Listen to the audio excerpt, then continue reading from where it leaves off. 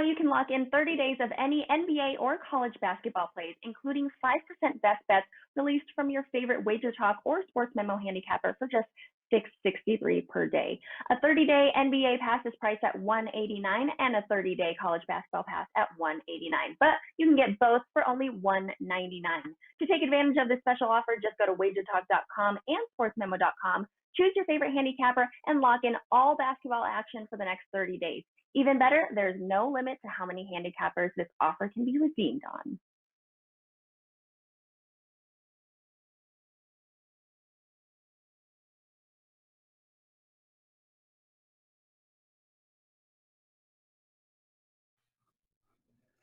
Teddy Covers! How are you, my friend? I'm okay, Prez. How about yourself? Oh, dude, I just got off the Peloton. I'm feeling it. I had a great tweet last night.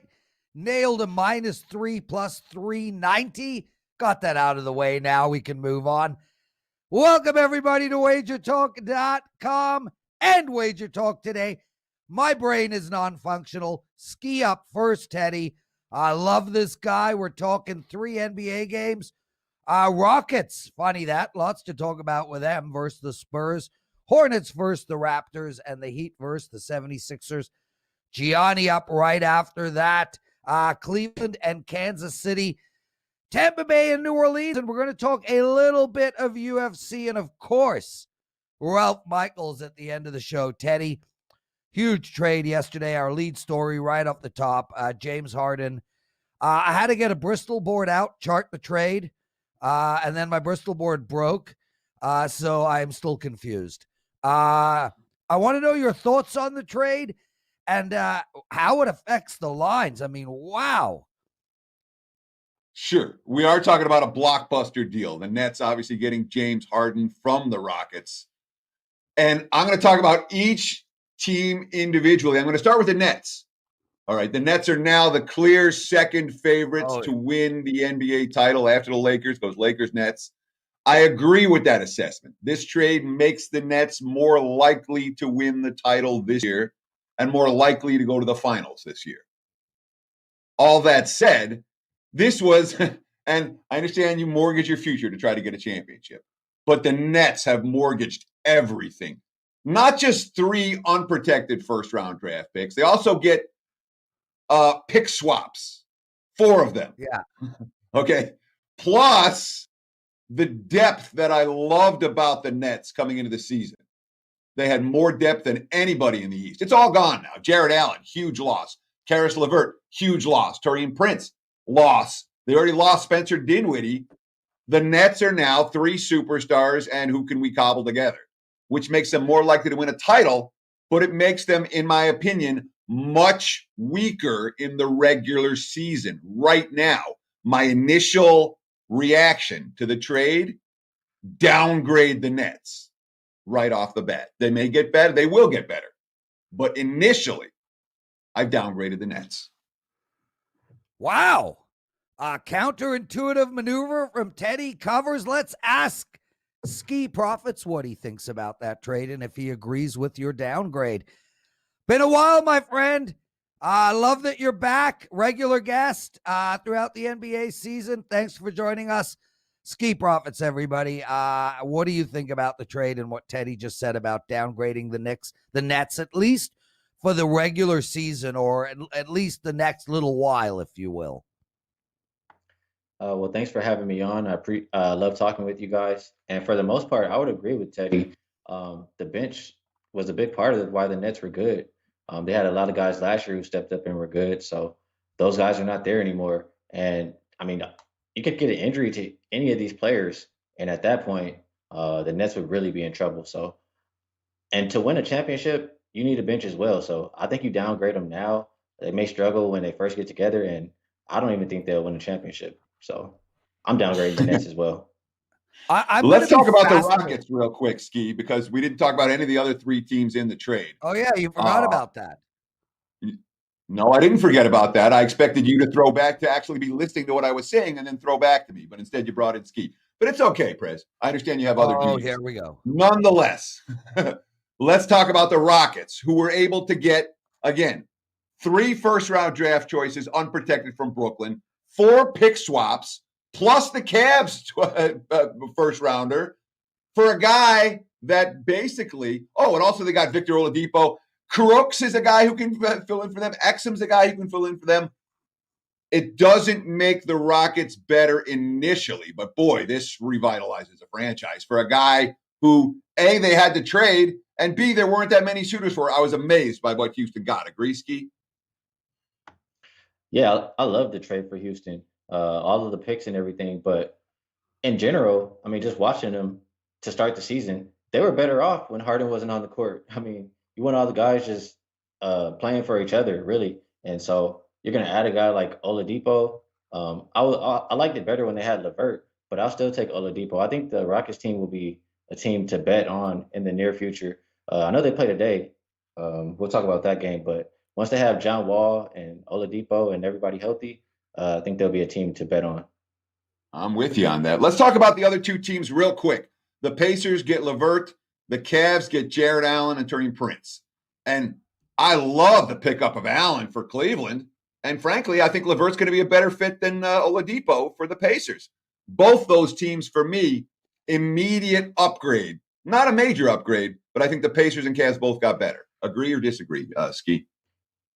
Definitely agree. I love the move for the Pacers. Like I said, I like LeVert better than Oladipo. And as far as the Cavs, Jared Allen, he's young. He's a stud. I know they have plenty of big men, but they can maybe trade those guys and make the roster a little deeper. So I agree with you completely, Teddy. I think those teams will be bet on in the near future as well.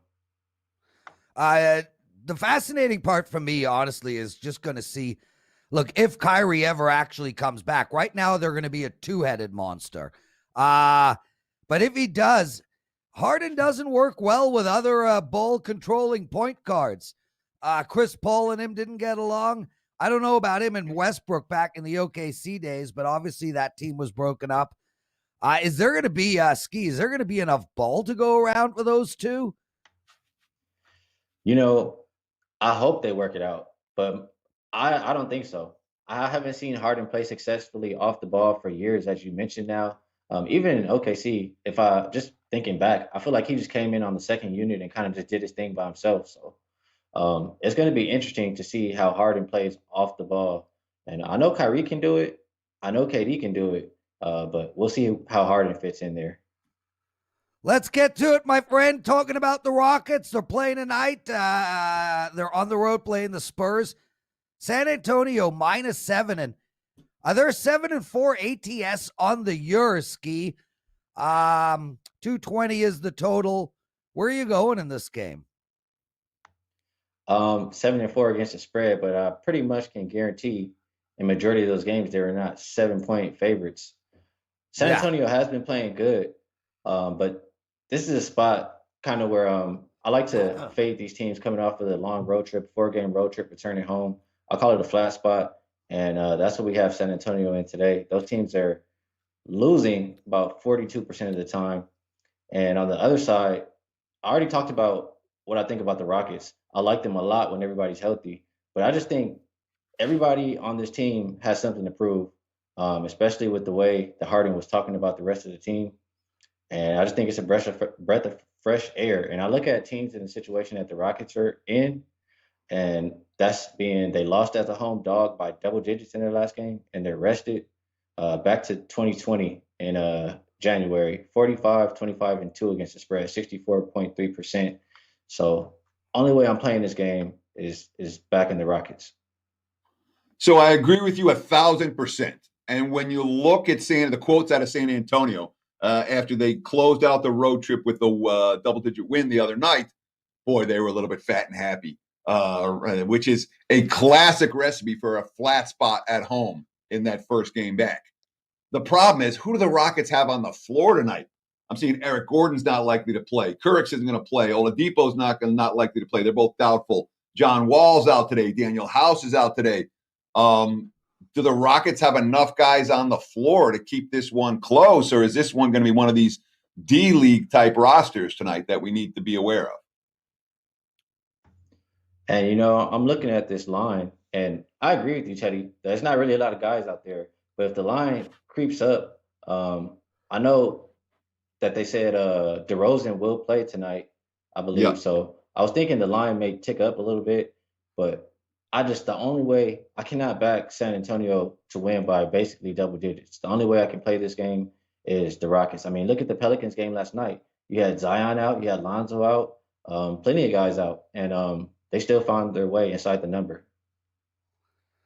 Skee Profits, everybody. You can find him at WagerTalk.com. Skee, the Hornets have won 4 of their last 5 games, but they're on a back-to-back tonight going into Toronto.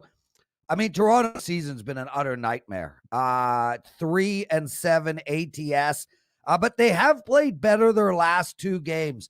Led their last game all the way right up until the very last shot. Lost by 1 in their last 2 games. With that said, explain to me how I can bet a -8.5 on a team that can't seem to get out of their own way. You can't, and I'm sure I know you'd love to, Prez, being from Canada, but this is another flat spot. I mean, you talked about them having success. They're playing a little bit better the past couple of games, but it's the same situation coming off a long road trip, coming back home. I like to fade those teams. And on the other side, yes, the Hornets are on a back-to-back. Gordon Hayward, he had got injured a little bit, but he's upgraded to probable to play, so I'm expecting him to play in this one. And back-to-back, that if anything, I probably like it a little bit more because we're getting a better number. Toronto shouldn't be expected to win by double digits versus anybody right now. And the Hornets on a second of a back-to-back versus less than 70% win team. So just not playing the top competition. Yep. Going back to last year, 8-1 against the spread. Average line was 7.5. So I like the Hornets tonight. I think just knowing that Hayward's in the lineup, I think they'll be able to score as much as they want. Toronto's defense has been very soft. So you and I are on the same page on a lot of NBA stuff, including this one, which is that there's no way I can lay this with Toronto. But it's not just back-to-back for Charlotte. It's 5, I believe it's 5-7. They've already played. Yeah. This will be their 3rd set of back-to-back since the calendar turned to 2021.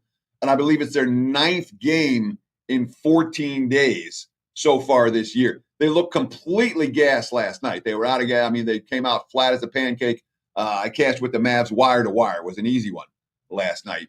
Are you worried at all about Charlotte being out of gas here, a team that's, I think, played the toughest schedule in the NBA so far since the calendar turned to 2021?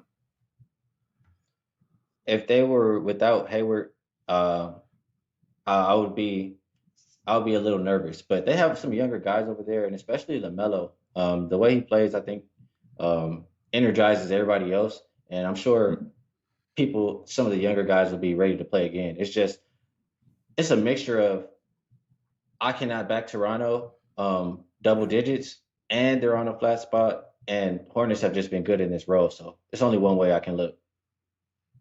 Yeah, and I'm with you on that too, Skee. And Charlotte's coming off a 38% shooting night. These things work themselves out. So many reasons to take the Hornets tonight. Heat versus Sixers. Sixers -10.5. Miami, what a troubling season. There was so many expectations coming into this year. Just can't seem to get going. With that said, that is a lot of points for 2 teams that really at the beginning of the year we thought were somewhat equal. Where are you going in this game? Well, it's a lot of injuries in this game as well. Yeah. And, this is another one that's just kind of a spot for me.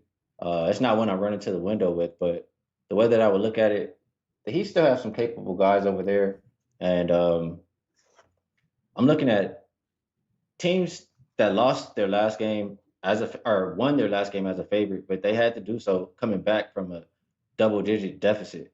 And this is back to 2019, and these are home teams with rest also in that situation. They're 13-29. That is the 76ers today. I think it's a big number. Like I said, I think there's Miami in general. I feel like it's been better than Philadelphia. I know they're missing a lot of guys, but they have a deep roster, and to be giving them double digits, I would just be on the dog or pass in this one. Now, it looks like Philly's getting their key guys back tonight, or everybody back tonight. Shake Milton's going to be back. Thibault's going to be back. Tobias Harris is going to be in there. It looks like Simmons and Embiid both probable. Whereas Miami, I mean, Bam Bam's not playing tonight. Myers Leonard, Dragic's not going. Obviously, the same guys who've been out: Avery Bradley, Jimmy Butler, Maurice Harkless, Kendrick Nunn, all sitting. Dragic sitting as well. The Heat battled them right to the wire the other day. Took them to overtime. But Philly wasn't at full strength. Does that change your opinion at all, knowing that Philly's likely to be closer to full strength or perhaps at full strength tonight, whereas Miami's still severely depleted? Yes. This game it does. Because I do think if the guys are in for Philadelphia, the way I would, I'm not, like I said, I'm not running to the window to back the Heat. It's just a situation that I generally like to fade these teams, and that would be teams in the Sixers role. But it changes, and if the guys are in, I would look more towards the over. Both teams play at pretty fast tempo, and I don't really trust the way Philadelphia's defense has looked lately. So if the guys are going to be in, I would be looking towards the over.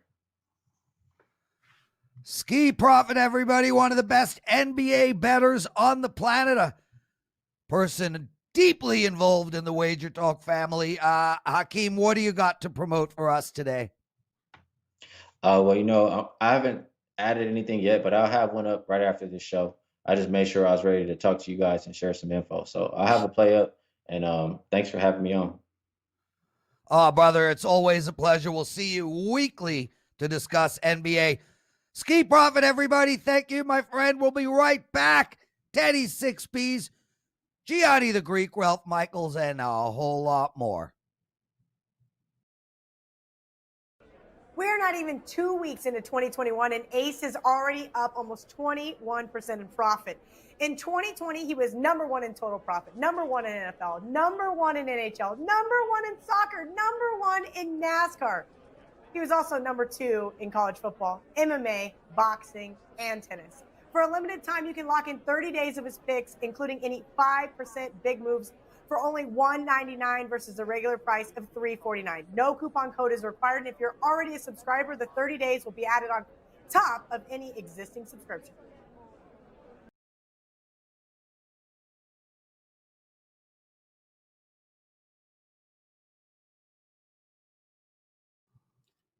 It's time for Bad Beats, Bad Bets, and Bad for the Books. A little recap of what happened in the sports betting world from last night. Let's see. There was a good handful of bad beats last night. We had the Milwaukee Bucks, and I appreciate, and I spaced on the name. I apologize. Pointed out to me on Twitter. Thank you for sending me the link, the heads up on it, although it was one that I was paying attention to as well. Bucks minus 10.5, minus 11 versus the Pistons. The spread was covered after the first quarter, after the second quarter, after the third quarter. Bucks are up 20 with 3.5 minutes left, 108-88. And then the Pistons with a 13-2 run out, including a Josh Jackson 3 from the parking lot on the last possession. Milwaukee wins by 9. The Pistons get the money. That was a real tough beat if you laid it with the Bucks. What about the Memphis-Minnesota total? Sitting at 223. It's an 11-point game with 30 seconds to play. Minnesota hits a shot to cut the lead to 9, and they foul down 9. That doesn't happen in the NBA. That happens in college. What happened in the NBA last night ends up being free throws on both ends, a run-out dunk, 114-103 final. The game's 114-103 becomes 118-107 in that last 30-second. Sneaks over the total. Tough beat for anyone with Memphis, Minnesota under last night. How about the early start yesterday? Fordham plus 13 against St. Bonnie's. The game's tied at halftime. It's tight most of the second half. The last 5 minutes of the game, Fordham at home didn't score a point. And the final minute, the Bonnies hit a 3 and then get a run-out dunk and win by 14. Fordham plus 13. That was a bad bet. Or a bad beat. Bad bets. Well, let's see. The Nets gutted their roster in the trade, so the money came pouring in on the Knicks. Knicks from +6 to +2. The Knicks have collapsed over the last week and a half. Nets win by 7. That was a bad bet. The Mavs missing their 3rd, 4th, 5th, 6th, and 9th leading scorer. The Hornets from +5.5 to +3. We talked about Charlotte's issues with energy and fatigue. Mavs won wire to wire. All that Charlotte money, no good. I could have used this as a bad beat. The Clips -6.5 up to -11.5. The Pelicans. We just heard Skee Profit referencing this game. There was no Zion. There was no Lonzo. There was no Bledsoe for New Orleans. Well, LA's up 12 with under 2 to play, -11.5. Then JJ Redick with the 4-point play. Steven Adams with the tip-in. The final margin only 5. Clips fell asleep with the lead once again. 12-point margin with 2 to play. They win by 5. You got to call it a bad bet. Call it a bad beat. Call it what you want. It wasn't any good. Bad for books. Lakers rolling on this road trip. 3 straight blowouts at Houston and Oklahoma City. They were -8 up, bet up to -11 at the Thunder last night. Won that game by 29. The Blazers-Kings total got steamed up to 237.5. Wasn't much of a sweat with that one. That wasn't good for the books. And this is one that Dave Koken talked about yesterday right here on Wager Talk Today. Auburn from +1.5 to -2 at Georgia. They got their star back. The markets noticed. And Koken was right. Tigers won that game by 18. That, not a good result for bookmakers, both here in Las Vegas and across the global marketplace. There you have it. Bad beats, bad bets, bad for the books. Back to you, El Presidente. Teddy, you know what bothers me the worst, and it's not your fault, when in the middle of your bad beat segment, you mention one of my plays. It's like, damn, man, I was on the under in that Minnesota game, and I was like, oh my God, we're going to get this. We're going to get this. And yeah, I'm at foul with 9, up by 9, down by 9. Anyway, had a great night. Started the hockey season 3-0. I got a 4-pack tonight over at WagerTalk.com, guys. I head over there and grab it. Shout out to everyone joining us. Daniel Rara, Jimmy, Big Daddy, David Sharp, 100 ones and a K, Chance, Terry Edelman, Starchild, Garrick, and on and on and on. Also, all the guys who commented on my video yesterday on Twitter, shout out to you guys. I was up all night answering. I just love it. It's I love being part of this community, Teddy. Part of Wager Talk, part of the chat room. It's the favorite part of my day. Guys, please hit that like button. Listen, let me bottom line this to you all. We at WagerTalk.com, Sports Memo, Gold Sheet. We're literally putting together a television network without a TV. We got puck time every single day at 11 a.m. Eastern. We got Wager Talk Today at 12 Eastern. We've got the college basketball show every single day. NBA show every single day. We got Bet on It, NFL presidential address, opening line report. We got Pony Pundits during the summer, a NASCAR show, a golf show, stoppage time from Carmine Bianco and the boys. We've got Prop It Up with Matt Joseph and Andy Lang, Steve Merrill's videos, and of course 30 or 40 game day videos all week long. We are working our tails off, and all we want from you guys is to just subscribe to our channel, hit that like button, tell your friends about us. That's literally all we ask. Nothing more, nothing less. I'm excited to have Gianni in here. If there's a guy I miss, it's this dude right here. Gianni, I got my COVID test today. I heard you're a pro. I had one last week. I hated every single moment of it. And I got another one today. How do you allow them to stick that freaking oh, man. I get it done now like every week, Prez. I've probably had 30, 40 tests because a couple of times I've had to take it a few times in a week. Because if you're around the athletes, you can't get near the athletes if you haven't been tested. And I go there to do videos all the time at the Performance Institute or go for meetings. So even for a meeting, you have to go the day before, get COVID, and then be in lockdown, and then be allowed to be anywhere not near athletes, even in the same building as the athletes. So yeah, they're very protective. And I've had to go through that over the last 3 months. But to be honest with you, that's where I felt the safest. Like whenever I go to the PI or the Apex, I feel safe because everyone in there has been tested. You don't even have we wear masks, but you don't really even feel like you have to. So that's the upside of taking the test, I guess.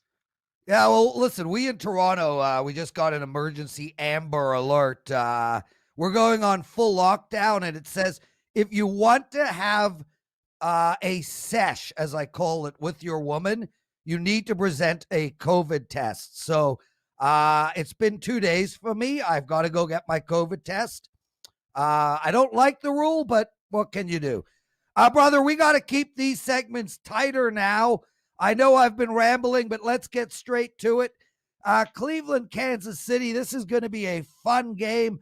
Is Kansas City, have they been playing possum? When was the last time a team got this far, hadn't covered a spread in 8 games? Are we going to see this team put the smackdown on Cleveland? And how high is the scoring actually going to be?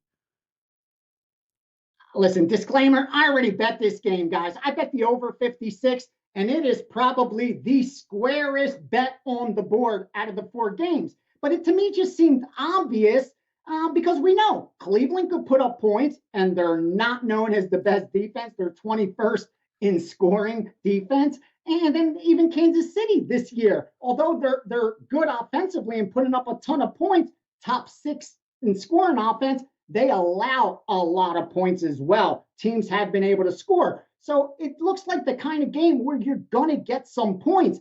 And as square as it sounds, I went ahead and bet the over. And for me, I think if Kansas City's able to flip that switch like a lot of people expect them to do, even though the 2020 version hasn't showed me that ability yet, I guess they can do it. If they do, I think they're going to have to put up points to do it. On the flip side, if Cleveland, an 11-win football team getting all these points, that's a rarity, is able to show up and get the job done, they'll have to be able to put up points as well. They're not going to get it done by shutting down this Kansas City offense. So the over just seemed too obvious, too square, but I have some money on over 56, and I shared it with my subscribers as a 4% play. So I'm in on it, and I like the dog as well.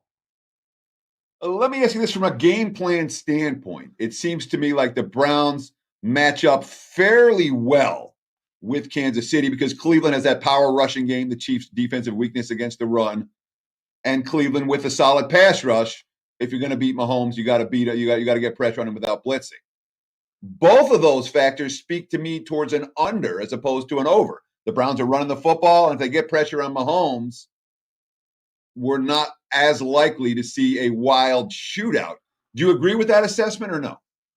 No, I tend to disagree with most narratives, Teddy, because they just tend not to end out the way we expect. I mean, when we see bad weather, the games get steamed under as expected, and a lot of times it ends up being turnovers and short fields, and they get turned into points. A lot of times, 2 great defenses, you don't expect points, but what happens?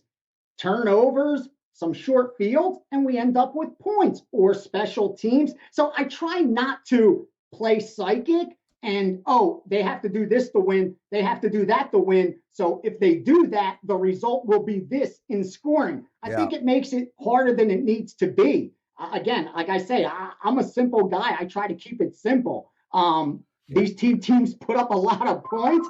56 looks like a lot. I mean, it's been what? We've had 4 playoff games with a total this high since 86. That's not a good sample size, but every time they were expected to score, all 4 times it went over. So it kind of lends to what we've talked about a few times on this show. You can only go so high, you can only go so low. And sometimes that's where you'll find value, where the book's only going to go so low on a total when they should go lower, or only so high on a total where they should go higher. I just thought this total, as crazy as it sounds, seems to me like an NFL total that actually should have been closer towards that 60 range.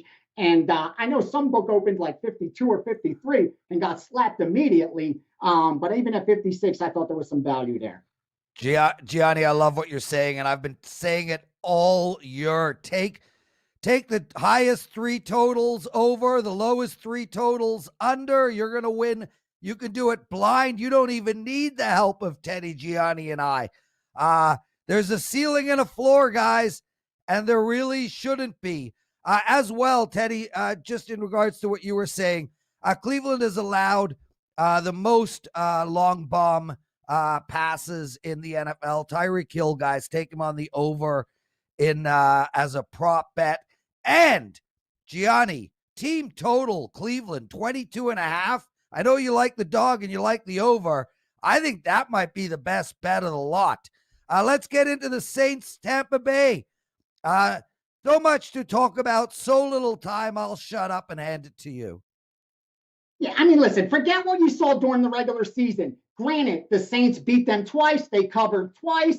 These are two pretty different teams from then. It's been a couple months. And more importantly, even though the data reflects the team that wins the first two tends to do well in the third one, they win the game outright. They don't cover usually, but that usually makes sense. If you beat a team twice, you're probably a heavy favorite to beat them third time. So even if you do beat them third time, a lot of times those teams don't end up covering. Here, we don't really have that big of a problem because we're looking at a 3-point spread, but 3 is the most important number. And here's what I did.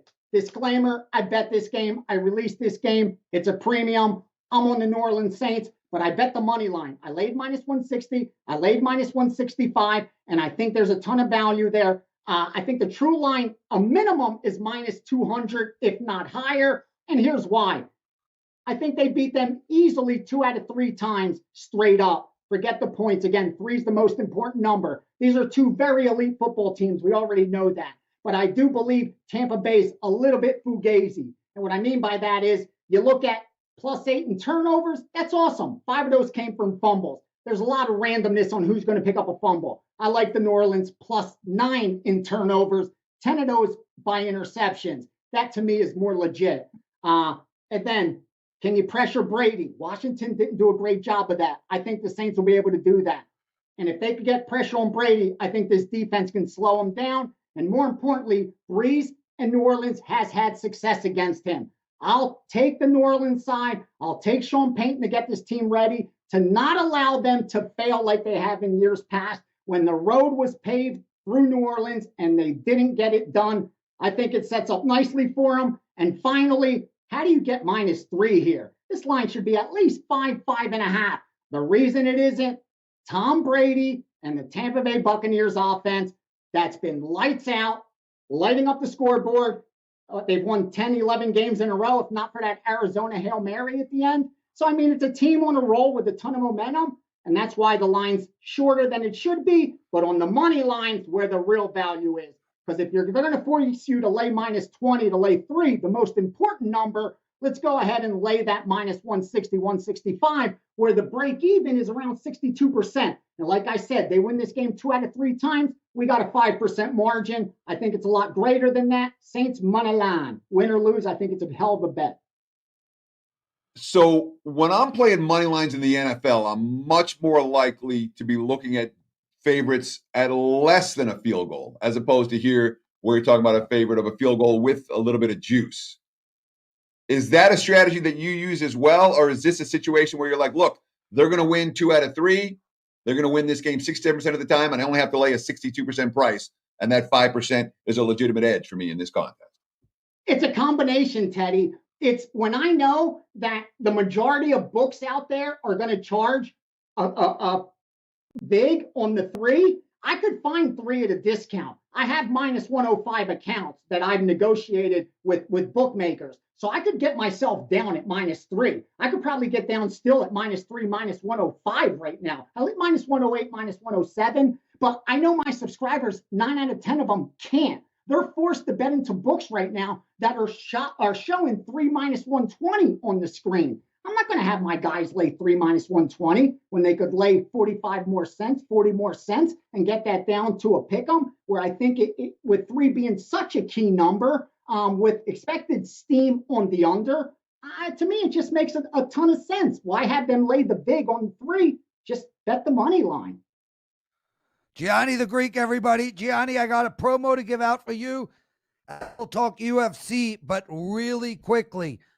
Guys, you saw on the screen, I mean, number 1 in total profit for 2020, number 1 in the NFL this season, number 1 in NHL, although I'll kick your ass this year, number 1 in soccer, number 1 in NASCAR, number 2 in college football, number 2 in MMA, number 2 in boxing, number 2 in tennis, best teeth in the entire Wager Talk family. Get a month of Gianni, regular price $349. It's only $199 for 30 days. He is as good as they get, guys. That is just literally a fact. We love having you on, dude. $199, everybody. No coupon code required. Gianni, we have literally 30 seconds. UFC, just give us the pick. No explanation needed. Everybody will just bet it without you explaining because it's you. Nasruddin Imavov over Phil Halls. I bet him plus 140. I released him at plus 125 or 130. The wrong guy's favored. It's as simple as that. There he is, everybody. Gianni the Greek. What a show today, Teddy. Quick break. No big game breakdown today. Too much good stuff. We're right back with Ralph Michaels. We're not even Awesome 2 weeks work. into 2021, and Awesome Ace is work, already Gianni. up almost 21% in profit. In 2020, he was number one in total profit, number one in NFL, number one in NHL, number one in soccer, number one in NASCAR. He was also number two in college football, MMA, boxing, and tennis. For a limited time, you can lock in 30 days of his picks, including any 5% big moves, for only $199 versus a regular price of $349. No coupon code is required, and if you're already a subscriber, the 30 days will be added on top of any existing subscription.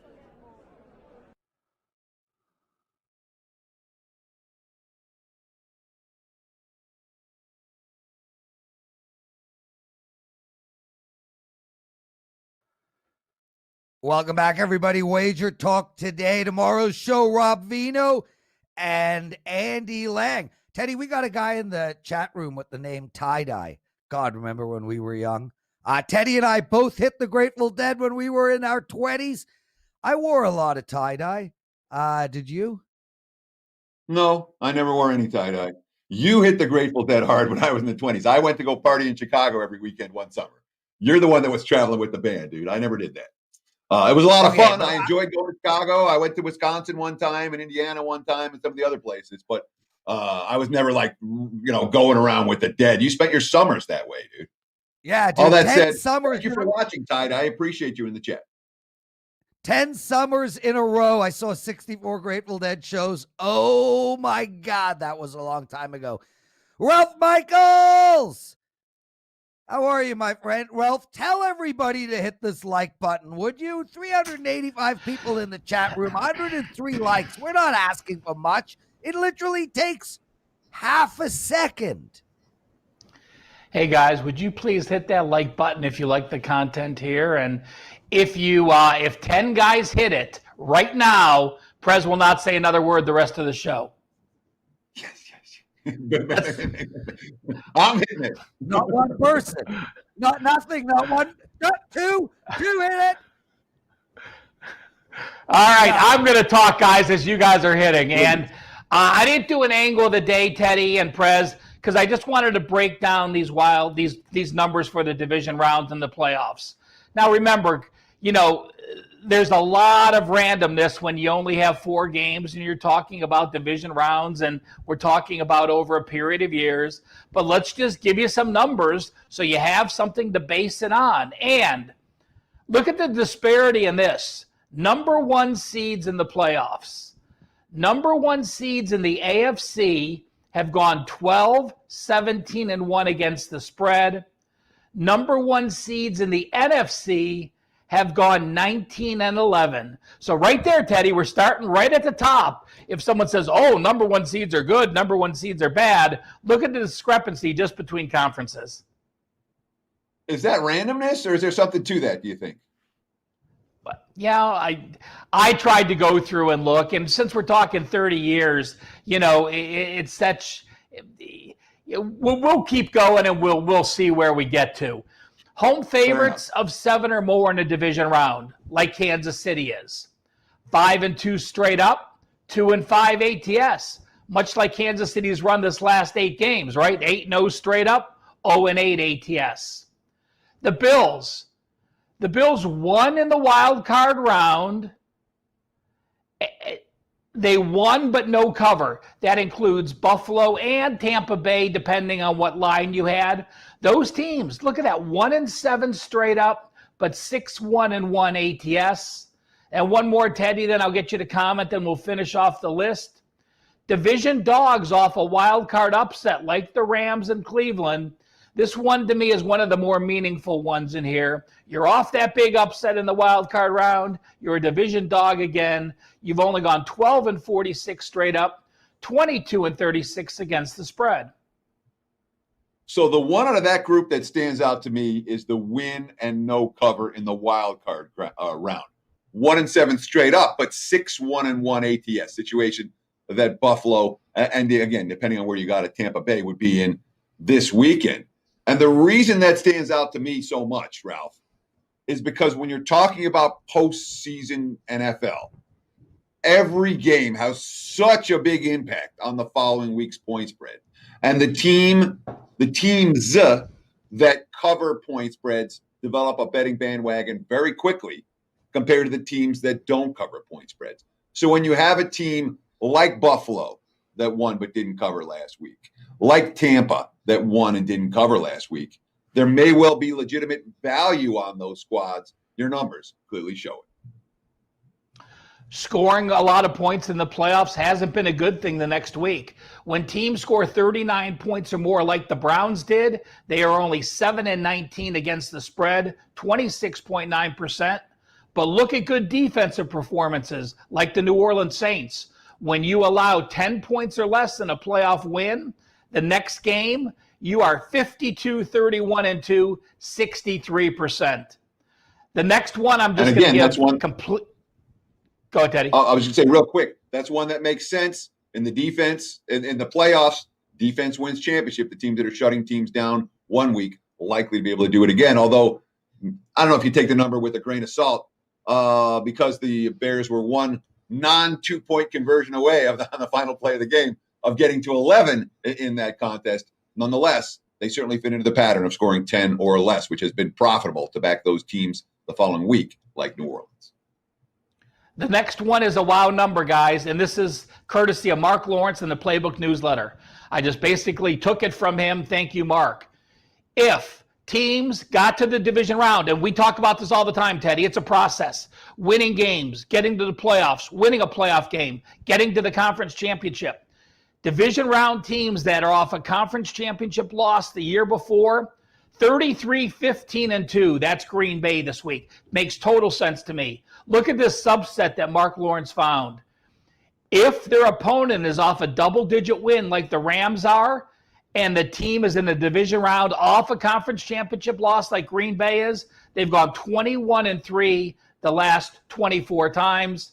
And then let me just tell you those back-to-back playoff games on the road.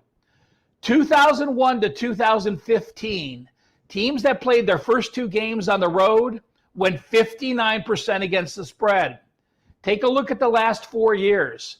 Teams playing back-to-back road games, and there are 4 of them this year, they have only gone 3-9, 25% against the spread. Ralph Michaels, what do you got for the Friends with Ralph play? And then we got to call it a show, my brother. Well, you know, I had to go to the NHL. Thanks, McGinnis yesterday, 3-0 this week. Carm was the $2 capper with an NHL winner yesterday. This is one of his 4 plays for today. Carmine Bianco, game 61-62, Calgary Flames and Winnipeg Jets, over 5.5. Outstanding stuff. What a show, Teddy. Man, I feel so good. A huge shout out to Skee Profit, Gianni the Greek, Ralph Michaels. A great show all around, Teddy. I love working with you, even though you annoyed me for about a minute at the top of the show. Joe Ranieri, shout out to you, brother. The show's getting better every day. It's because of you. Tomorrow, Rob Vino, Andy Lang, NFL all show long. Teddy, take us home. Thanks for watching. Enjoy the games and good luck tonight. We'll be back again in 23 hours and 15 minutes right here on WagerTalk Today. Right now, you can lock in 30 days of any NBA or college basketball plays, including 5% best bets released from your favorite WagerTalk or Sports Memo handicapper for just $6.63 per day. A 30-day NBA pass is priced at $189 and a 30-day college basketball pass at $189. But you can get both for only $199. To take advantage of this special offer, just go to WagerTalk.com and SportsMemo.com. Choose your favorite handicapper and lock in all basketball action for the next 30 days. Even better, there's no limit to how many handicappers this offer can be redeemed on.